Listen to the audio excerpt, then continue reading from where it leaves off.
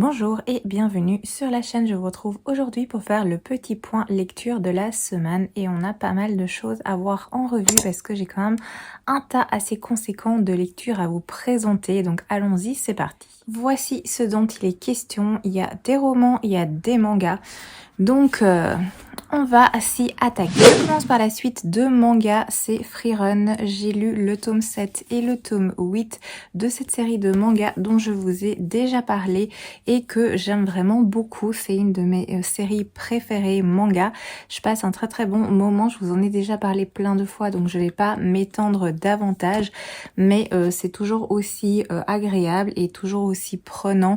Je passe toujours un très bon moment avec ces personnages dans cette histoire.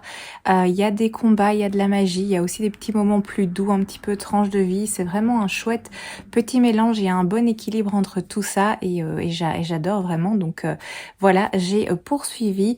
J'ai pas la suite sous la main, donc à voir quand est-ce que j'aurai l'occasion d'aller me chercher le reste pour avancer davantage parce que je pense qu'actuellement on est au tome 13 pour cette saga. Autre manga que j'ai découvert, c'est Louvre, c'est un de mes achats assez récents, je vous l'ai présenté, c'est de Miyako Miya, c'est aux éditions Le Renard Doré. Ça se présente comme ça, il est un petit peu plus grand au niveau du format que le manga habituel. À l'intérieur, on a ce genre de dessin que vous puissiez un petit peu voir ce qui se passe à l'intérieur des pages et quel style c'est exactement. Voilà, c'est un dessin comme ceci. C'est pas mon préféré, mais j'ai passé un très chouette moment avec ce petit manga. Donc on va suivre un frère et une sœur qui sont bergers et ce sont les deux personnages qui sont représentés ici sur la couverture. Donc on a un jeune garçon et un loup et en fait ils sont frères et sœurs. Ce loup est la sœur de ce jeune garçon. Ils vivent retiré évidemment, hein, il reste assez discret par rapport au reste du monde. Donc ils vivent dans la montagne, dans une petite maison isolée, ils sont bien tous les deux. On va apprendre qu'apparemment sa sœur a subi une malédiction, ce qui explique son apparence actuelle, qu'elle cache au maximum auprès des autres humains évidemment, vu qu'elle a l'apparence d'un loup, donc elle pourrait être traquée et tuée si jamais on s'en aperçoit. Et en fait on va découvrir différentes petites histoires autour de ce frère et cette sœur, avec des personnages qui vont les rencontrer de différents types, des personnages assez variés, et on va voir la rencontre en fait avec ce frère et cette sœur, et j'ai vraiment beaucoup apprécié, c'est très sympa. Je pense qu'il y aura une suite vu que ça c'est le tome 1, ça me semble évident du coup qu'on attend un tome 2, je sais pas quand il va sortir, mais j'ai passé un moment très plaisant. C'est assez doux, c'est confortable, c'est assez mignon. J'ai beaucoup apprécié les personnages, ce frère, cette sœur, je suis intriguée aussi, j'aimerais en savoir davantage, et j'ai passé vraiment un chouette moment à leur côté, donc je pense que je vais poursuivre cette série et me procurer le second tome quand il sortira, c'est évident. Donc voilà pour celui-ci. Ensuite, j'ai terminé, je vous en ai déjà un peu parlé la semaine passée, j'ai terminé La Maison Chapelier, les artisans du désordre, donc le 3e tome de Tamzin Merchant aux éditions Gallimard Jeunesse. C'est un 3e tome, c'est une série jeunesse que j'aime vraiment beaucoup, c'est super chouette. On suit Cordelia qui est notre personnage principal, qui ici va prendre la mer et se retrouver dans une ambiance piraterie avec une île cachée, avec des créatures incroyables, des dragons, ce genre de choses. On a ici le plan de cette île cachée au reste du monde.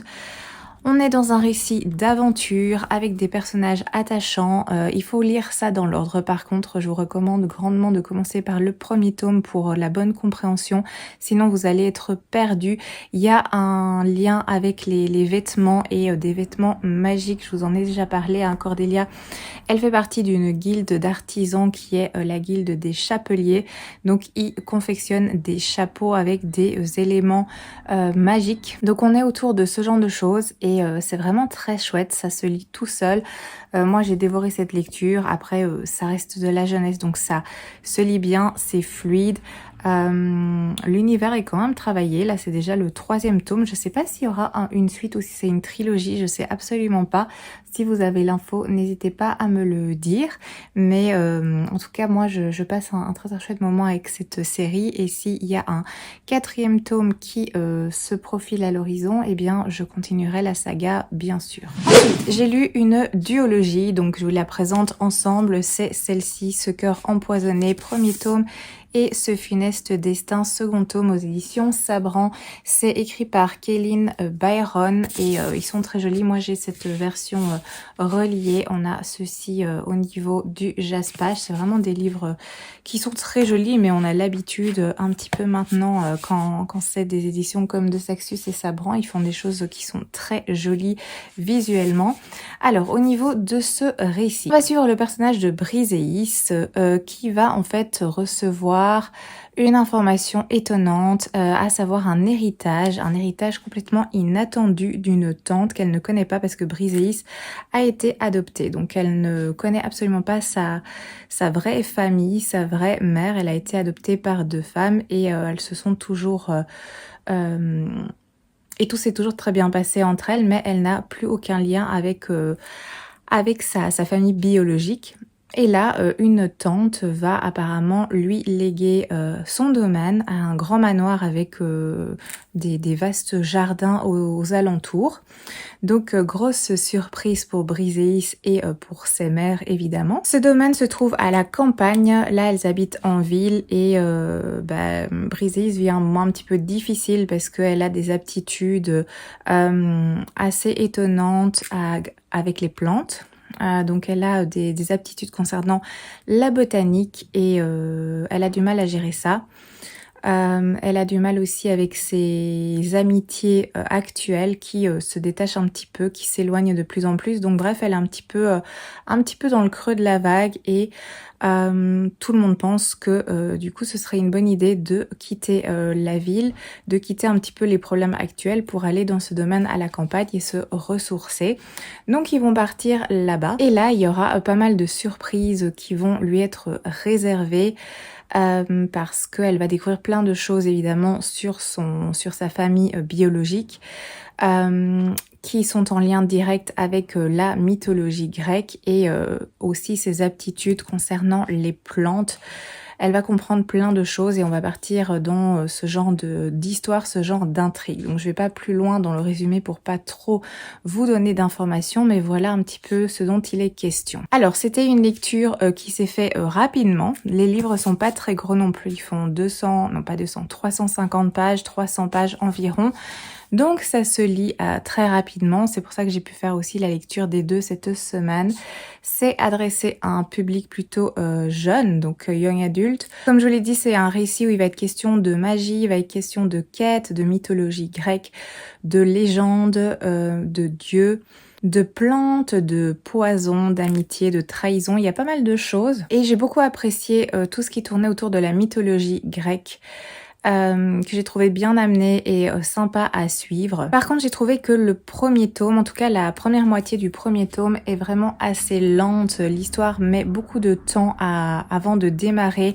D'ailleurs, pendant que j'étais en train de lire, cette première partie était tellement lente que je me suis dit que ça devait être un cozy fantasy, donc quelque chose où il se passe pas grand chose. Et ce n'est pas du tout le cas parce que dans la seconde partie, la quête commence, il se passe des choses, il y a plus d'action, il y a des choses qui se passent et ça continue dans le second tome aussi, mais c'est vrai qu'il faut s'accrocher un petit peu dans la première partie du premier tome, donc ça c'est un peu dommage. Il y a un aspect romantique qui est fort présent, qui moi ne m'a absolument pas intéressée. Je trouve que ça apportait rien à l'histoire non plus, ce qui est dommage parce que tout l'aspect mythologique et les personnages reliés à la mythologie étaient intéressants. Moi ça m'a un peu bloqué du coup pour apprécier au maximum ce récit. Donc j'ai pas été emportée, c'est pas une mauvaise lecture parce que à la fin du premier tome, j'ai quand même eu envie de découvrir le mot final et je me suis lancée dans la lecture du second tome, donc j'ai pas été dégoûtée non plus de cette lecture, mais c'est vrai que j'en attendais beaucoup plus. Il y a des choses aussi qui étaient très prévisibles que moi j'avais vu venir déjà dès le début et qui s'est avéré exact. Donc voilà, c'était pas très recherché concernant certains personnages, certaines thématiques, je m'attendais à certaines choses. Il y avait des choses surprenantes pour d'autres éléments, donc tout n'est pas mauvais. Hein. Comme je l'ai dit, c'était pas une mauvaise lecture, mais moi j'en attendais vraiment beaucoup plus. J'attendais, je sais pas, d'être embarquée et malheureusement ce ne fut pas le cas. Donc voilà, je regrette pas d'avoir découvert ces deux tomes, cette histoire, mais elle n'était pas à la hauteur de mes attentes, mais je pense que ça pourra plaire énormément à d'autres personnes et à un public du coup à mon avis plus jeune qui a moins d'attentes peut-être par rapport à tout ça. Alors je continue, j'ai terminé L'Ensoleillé de Brandon Sanderson aux éditions Le Livre de Poche, qui est donc le 4e et dernier des projets secrets de Brandon Sanderson, et je les ai tous lus. Donc j'ai terminé ces 4 projets secrets qu'il avait sortis en 2020 si je me souviens bien, ou 2021, je ne sais plus. Bref, je l'ai lu et terminé. Donc au niveau de la plume, c'est toujours aussi fluide, ça se lit vraiment très bien. Ce sont des livres qui font tous plus ou moins 600 pages et ça se dévore en un clin d'œil vraiment parce que, je sais pas, au niveau de cette écriture, en tout cas avec moi, ça fonctionne très bien, c'est toujours très fluide.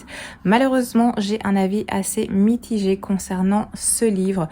Au niveau du petit résumé, je vais commencer par cela. On va suivre le personnage de Nomade.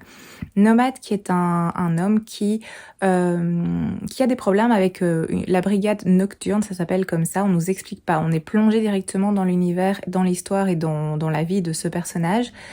Il a des problèmes avec cette brigade nocturne qui le recherche de toute évidence et lui du coup il passe sa vie à faire des sauts, il se téléporte de planète en planète pour tenter d'échapper à cette brigade et un jour il se téléporte et bim il atterrit sur une planète et là il se retrouve à court d'énergie pour refaire un saut, refaire une téléportation et être envoyé ailleurs. Donc il se retrouve coincé sur cette planète qui est quand même assez hostile parce que le soleil est un danger mortel. Donc c'est pas les meilleures circonstances, c'est pas la planète la plus paisible et favorable pour atterrir, mais bref, il est là. Et à peine arrivé, il va se faire capturer par un peuple. Il va être présenté devant le roi des Braises, qui est donc un personnage qui gouverne de toute évidence sur cette planète, enfin qui gouverne, c'est plus une tyrannie, clairement on se rend compte et on comprend directement que c'est un personnage extrêmement peu sympathique qui utilise la force et qui va essayer de contraindre Nomade de devenir un de ses soldats esclaves, c'est plus ça, il a des soldats qui sont clairement à son service, qui lui obéissent au doigt et à l'œil, j'explique pas comment, pourquoi, mais il y a encore quelque chose en rapport avec le soleil par rapport à ça, mais il va tenter de faire la même chose à Nomade, ça va pas marcher et il va être sauvé, secouru par un groupe de rebelles qui va arriver et qui va l'emmener. Donc il va partir avec ce groupe de rebelles et voilà.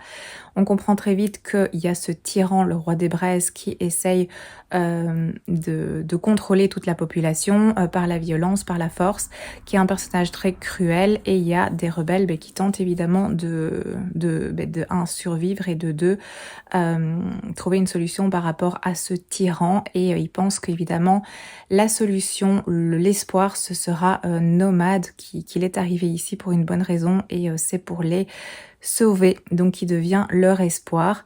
Et voilà, Nomade, c'était pas du tout l'intention première, hein, il n'est pas arrivé sur cette planète pour secourir ce peuple. Lui, il a ses propres problèmes, il tente d'échapper à cette brigade nocturne qui le recherche. Et son plan, c'était pas de devenir le sauveur de cette planète, mais voilà, les circonstances font que. Donc on va suivre ce récit.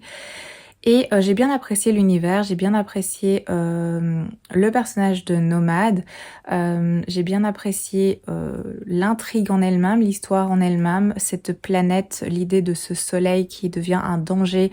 Il y a une notion de course un petit peu contre la montre justement par rapport au soleil. Donc tout ça, ça m'a beaucoup plu. Mais je n'ai pas été autant embarquée que je le pensais malheureusement. Et je pense que ça tient peut-être du fait que cette histoire, ce récit se passe dans l'univers du Cosmere, un rapport avec Rochard. Donc je sais que Brandon Sanderson a écrit beaucoup de choses et notamment quelque chose qui tourne autour de Rochard. Je pense d'ailleurs que j'ai le premier tome dans ma palle.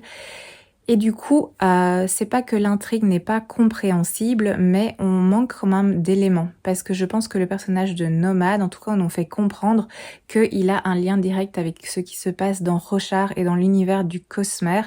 Donc je pense que ça aurait été peut-être plus judicieux de d'abord découvrir l'univers du Cosmere et tout ce qui tourne autour de Rochard et ensuite lire ceci. Moi je l'ai fait dans l'autre sens parce que ces projets secrets ont été vendus comme étant des tomes un peu indépendants qu'on peut lire sans devoir découvrir une saga. Donc comme je vous l'ai dit, ça ne gâche pas la lecture et ça n'empêche pas de comprendre, mais il y a quand même des petits éléments comme ça qu'on sent et qu'on ne comprend pas parce que on n'a pas découvert précédemment l'univers du Cosmere. Donc c'est peut-être ça qui a un petit peu freiné ma lecture et qui m'a pas permis de m'immerger complètement. Après ça ne change pas le fait que je lirai d'autres livres de Brandon Sanderson évidemment parce que j'ai bien l'intention de lire un peu tout ce qu'il a fait parce que j'ai bien apprécié quelques titres de lui que j'ai pu découvrir jusqu'ici. J'ai pas tout apprécié, mais il y a des choses que j'aime vraiment beaucoup et il a cette plume qui moi me plaît énormément. Cette fluidité, cette imagination aussi. Les univers sont toujours incroyables. Donc voilà. Et ça m'a donné du coup envie de découvrir et de sortir peut-être le premier tome autour de Rochard. Je sais plus du tout comment se quel est son titre, le titre de ce livre, mais bref.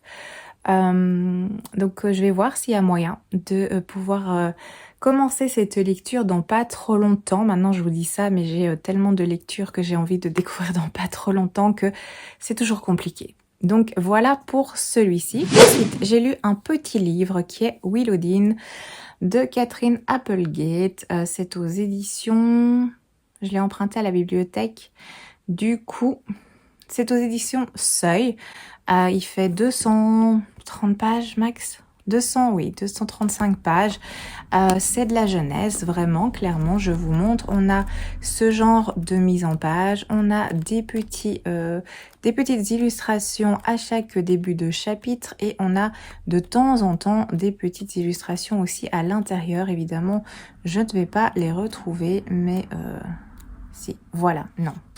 Voilà, comme ceci par exemple, il n'y en a pas beaucoup, il y en a seulement 2-3. Ça se lit extrêmement rapidement comme vous vous en doutez. Et dans ce récit, on va suivre une petite fille qui s'appelle Willowdene justement, qui vit avec son oncle et sa tante. Sa famille a été victime d'un grave incendie et elle se retrouve du coup orpheline. Elle a été adoptée par de la famille un peu plus éloignée. Cette petite Willowdene, elle adore les animaux, vraiment tous les animaux, ce qui n'est pas le cas du reste du village. Et parmi ces animaux, elle s'intéresse beaucoup à leur comportement et également à la nature. Donc elle part souvent se balader avec un petit carnet où elle note plein d'observations en fait en rapport avec la nature. Et les animaux qui la fascinent, ce sont les brailleurs. Elle est attirée par ces animaux et c'est bien la seule parce que ces animaux sont très mal vus par le reste du village qui en fait les chasse au maximum parce qu'ils dégagent notamment une odeur exécrable. Apparemment, ils sentent vraiment très très mauvais.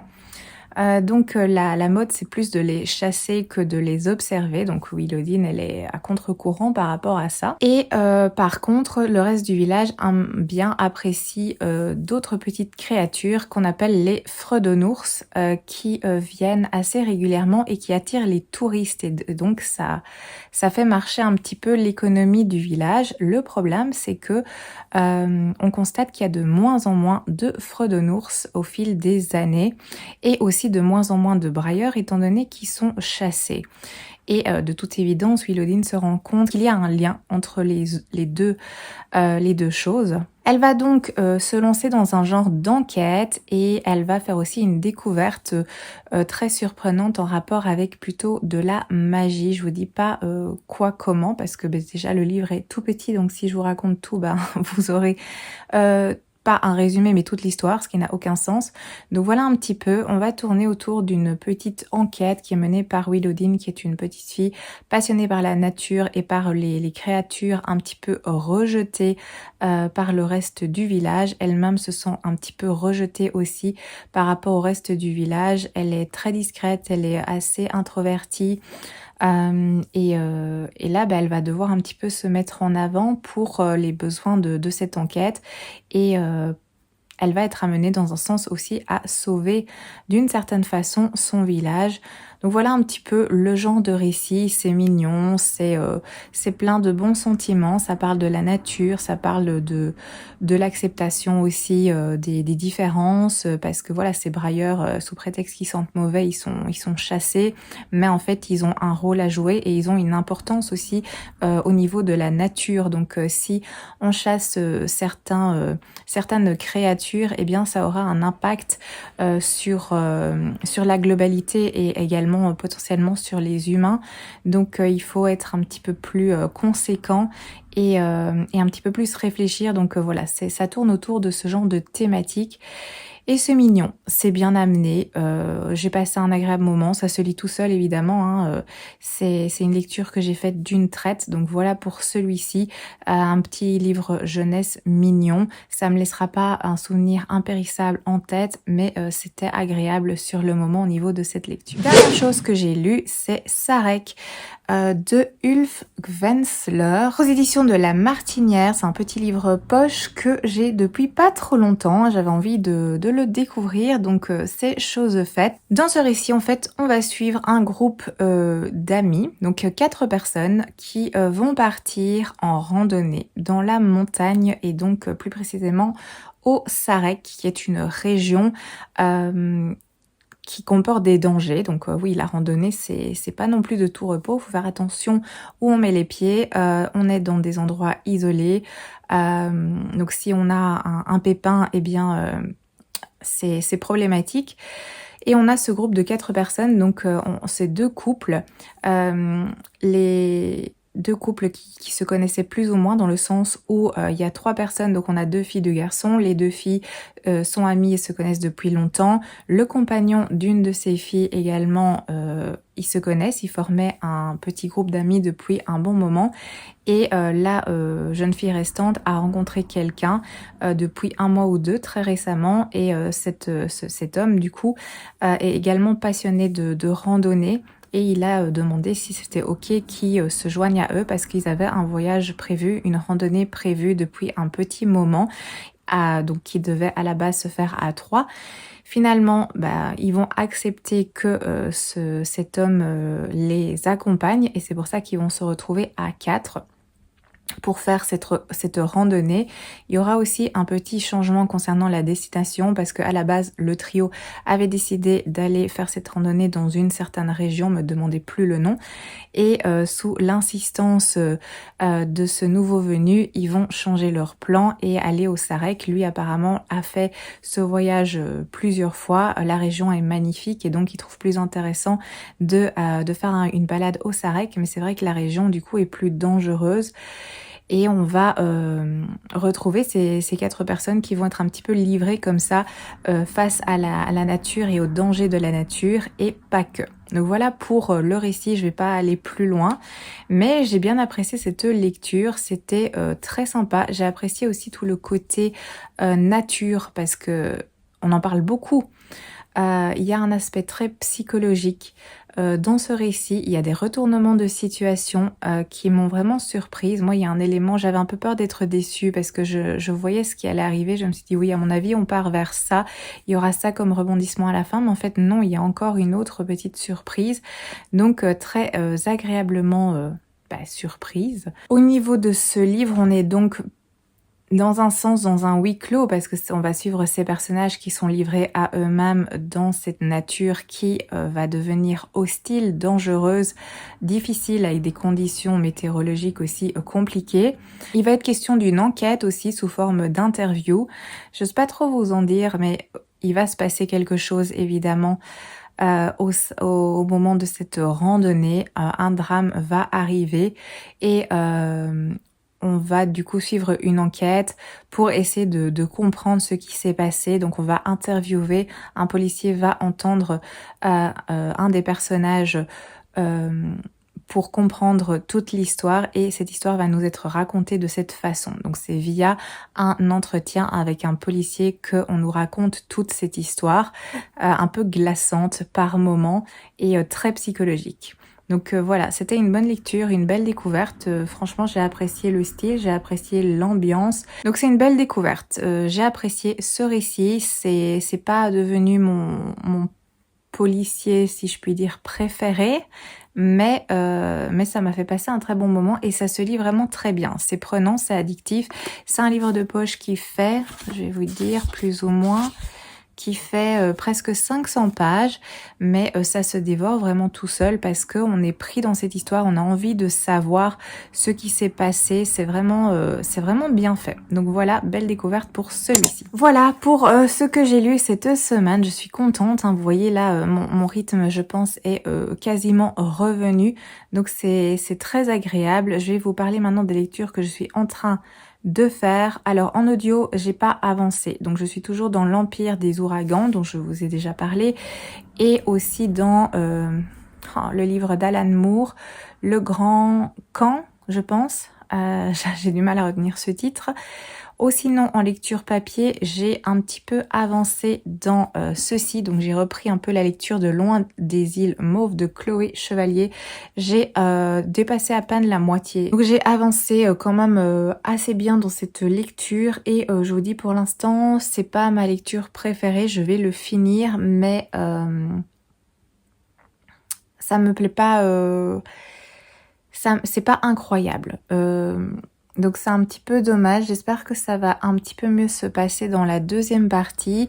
Je sais pas, j'accroche pas vraiment avec ce récit, mais je vais continuer pour voir un petit peu si ça va changer mon sentiment à ce niveau-là. Sinon, j'ai commencé 2 autres lectures. L'Empire d'écume, le 3e et dernier tome de cette trilogie d'Andrea Stewart que j'avais commencé il y a l'année passée, je pense, j'avais lu le 1 et le 2 et j'avais vraiment beaucoup apprécié cette histoire. Et là, le 3e tome traînait un petit peu. Je me suis dit qu'il n'y avait aucune raison. Donc j'ai entamé. C'est un livre qui fait quand même 600 pages et c'est écrit assez petit, mais ça se lit vraiment bien parce que au niveau de la plume, c'est aussi très fluide.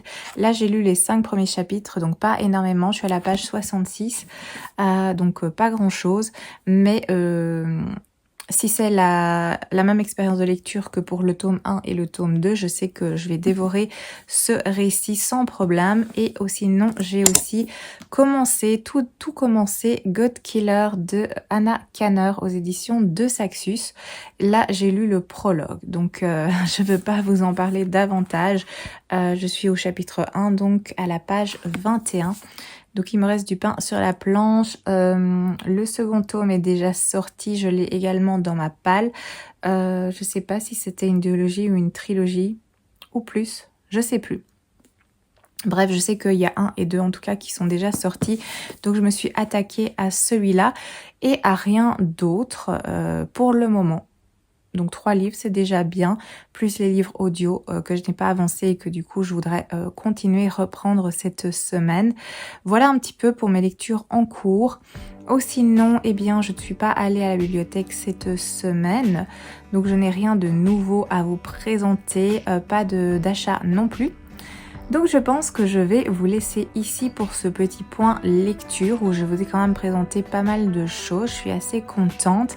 J'espère que cette vidéo vous a plu. N'hésitez pas à me laisser des petits commentaires comme d'habitude, qu'on puisse discuter lecture ensemble. C'est toujours très agréable. Si vous savez pas quoi dire, vous pouvez me laisser des petits emojis. Ça fait toujours plaisir de voir que vous êtes passé par là. Donc n'hésitez surtout pas. Je vais vous souhaiter une très belle journée, un beau dimanche, que tout se passe bien pour vous et je vous dis à très bientôt pour une prochaine vidéo.